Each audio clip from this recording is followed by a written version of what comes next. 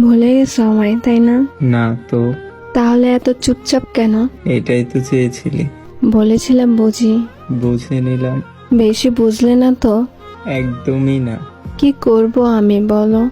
ধন্যবাদ আপনাকে ধন্যবাদ কেন? শিক্ষা দেওয়ার জন্যে। কিসের শিক্ষা? মানুষ কিভাবে চিনতে হয়, একা কিভাবে থাকতে হয়, কাউকে অতিরিক্ত বিশ্বাস না করা, ধোঁকা কিভাবে দিতে হয়। আর কি? না বলাই থাক। অবহেলা কি বেশি করছি? কখন বলেছি আমি? ক্ষমা করে দাও, তুমি তো আমার সব। কথাটা অনেক হাস্যকর। ফিরে আসো প্লিজ। দ্বিতীয়বার আর কষ্ট পেতে চাই না। থাকতে পারো আমাকে ছাড়া? কসম, ভালো আছি তোমায় ছাড়া। আর ভুল করব না, ক্ষমা করে দাও। সুযোগ দিতে চাই না।